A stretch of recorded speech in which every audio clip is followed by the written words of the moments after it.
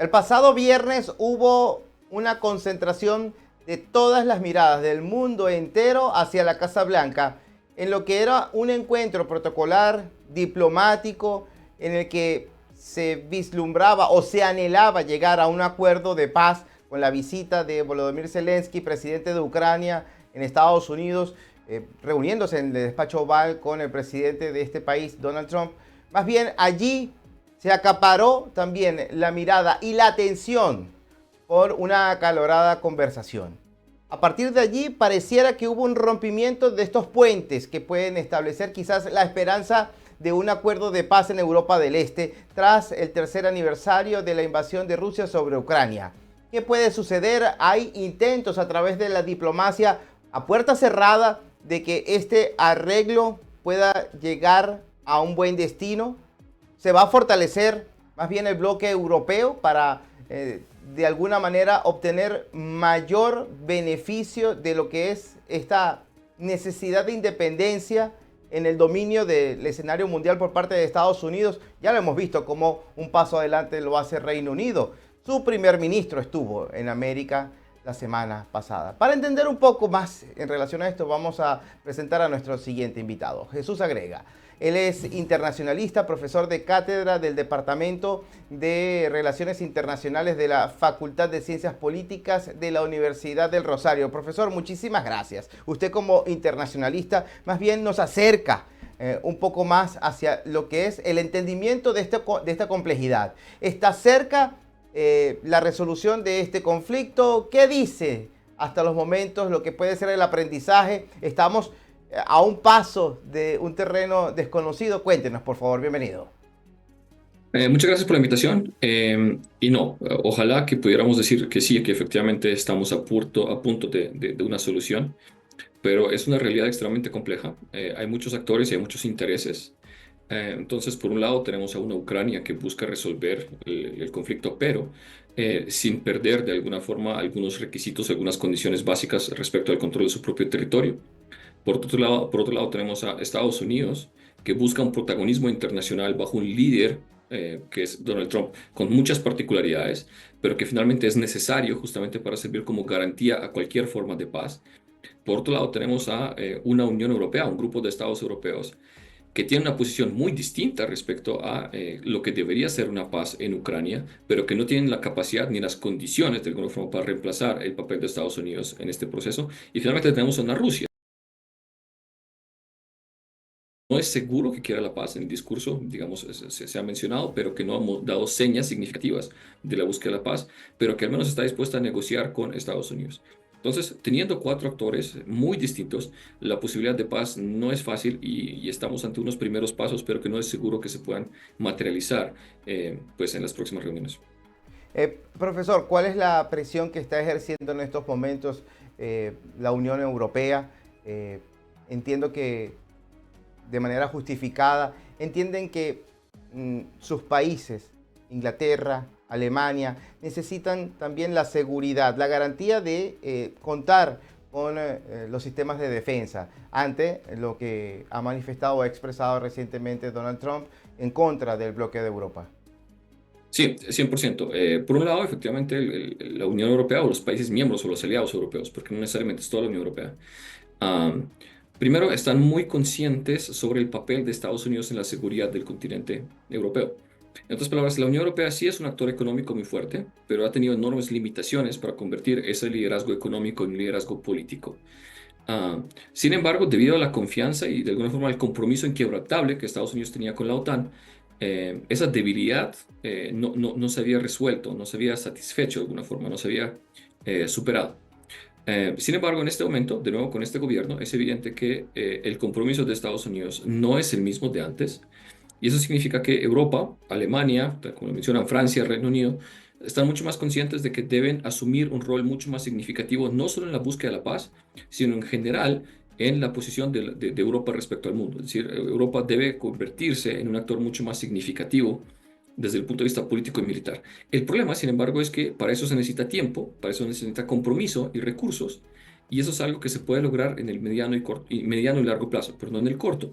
Por lo cual no pueden excluir o no pueden separarse de Estados Unidos. Y por lo cual insisten constantemente que Estados Unidos no solo se involucre en la seguridad de Europa, sino que sea esa garantía final ante un agresor tan significativo como Rusia. ¿Cómo deja ante la opinión pública la insistencia por parte de Trump en mm, quizás aliviar la guerra con su proximidad hacia Putin?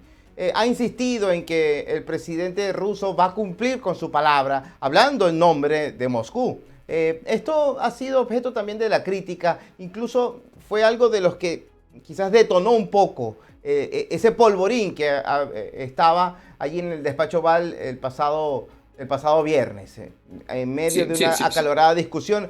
Ese argumento fue lo que exigió Zelensky. Es que yo necesito garantías de que Putin no vaya a regresar luego de que accedamos al acuerdo y que se me vaya a invadir nuevamente el territorio por 6 años más, no sé cuánto. Sí, exacto, 100%. El gran problema es que, de alguna forma, la posición del gobierno ucraniano es que tal vez el presidente de Estados Unidos no entiende la complejidad del conflicto en sí mismo. Es decir, el presidente de Estados Unidos tiene una posición muy clara y es que quiere lograr la paz, al menos es lo que el presidente dice. Y eso implica, digamos, tomar algunas decisiones que, según el gobierno ucraniano, no revelan otra vez o no responden a la complejidad del conflicto. Entonces, el presidente Trump insiste en que tal vez es suficiente firmar un acuerdo y es suficiente con que el gobierno de Estados Unidos tenga acceso a ciertos recursos en Ucrania para evitar futuras intervenciones de Rusia en ese territorio. Es decir, que finalmente simplemente la explotación económica de los recursos es el factor disuasivo para una posible injerencia rusa.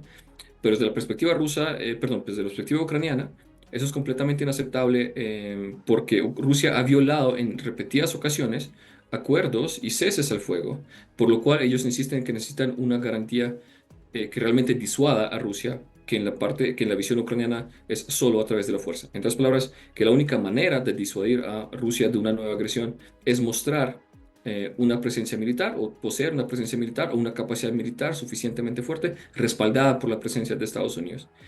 Y por qué no de ciertas capacidades europeas, pero sobre Profesor, todo, sí.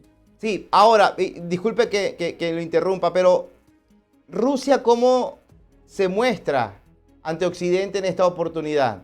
Es decir, los aliados con los que cuenta también se han hecho muy presentes, se reúnen con Sergei Lavrov, hay esta insistencia de quizás aliviar un poco la tensión, quizás los recursos tampoco van a alcanzar por mucho, hemos visto que han tenido incluso que contratar personal militar de otras naciones que están comprometidas con Moscú.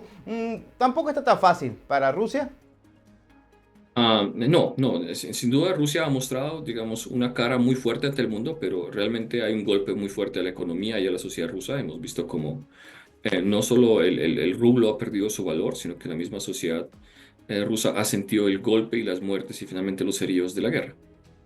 Sin embargo, Rusia insiste en que su intervención es legítima, ¿no? Es decir, Rusia ha insistido desde el principio que la culpa de esta intervención ha sido una expansión incontrolada de alguna forma de la OTAN y una, de alguna forma, expansión incontrolada de la mentalidad o de la, digamos, identidad occidental sobre lo que Rusia considera la zona de influencia esencial para poder garantizar su propia seguridad.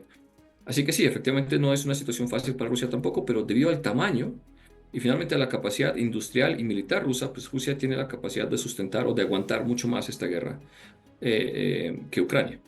Y eso significa que el tiempo corre en contra de Ucrania, que tiene que buscar acuerdos, que tiene que buscar apoyos, que tiene que buscar gente, comparado con Rusia, que también tiene las mismas limitaciones, pero no en el mismo nivel de ninguna manera. Entonces Rusia tiene todavía esa capacidad industrial, tiene todavía esa capacidad humana para aguantar y para finalmente esperar a que Ucrania quiebre. Y sobre todo esperar a que, de alguna forma, esta alianza occidental también se resquebraje, que es parte, me parece, de su estrategia a largo plazo. Profesor, estrategia a largo plazo, desgaste, nos asoma posibilidades en las que quizás podemos observar a mediano y largo plazo un periodo bélico prolongado todavía. Es decir, la desocupación de Ucrania por parte de Rusia es un evento lejano, pareciera. Sí, 100%. Sí, 100%. Es decir, es casi imposible que Ucrania logre su objetivo 100%. Es decir, Ucrania no va a lograr que Rusia se retire completamente del territorio ucraniano. Y de nuevo, otra vez desde el gobierno ruso, desde el gobierno ucraniano, perdón, ese punto de partida es simplemente inaceptable. Y si eso es inaceptable, pues eventualmente, tal como lo dice muy bien, el enfrentamiento puede ser extremadamente duradero. Ah, y si tenemos en cuenta toda la, digamos, demostración de apoyo que han hecho los países europeos hacia el lado ucraniano, pues al menos se supone que Ucrania tendría la capacidad de aguantar de alguna forma esa presión rusa, alargando aún más el conflicto. Así que sí, efectivamente es una posibilidad. Sin embargo, hay que ver realmente la posición de Estados Unidos, hay que ver finalmente qué tipo de acción toma realmente Estados Unidos respecto a la situación actual y vamos a ver si bajo esas nuevas condiciones potencialmente la guerra puede durar lo mismo o si Ucrania se verá obligada a ceder algo para buscar una paz en la región.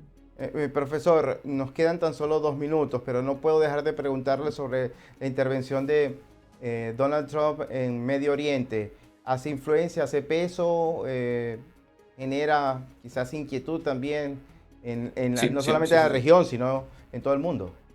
Sí, 100%. Es una posición completamente nueva. No hemos visto un papel similar de Estados Unidos y eso tendrá un impacto significativo. Es decir, la posición de Estados Unidos respecto a la situación en Gaza es completamente inesperado y cogió a la mayoría de los países de Oriente Medio de manera completamente desprevenida.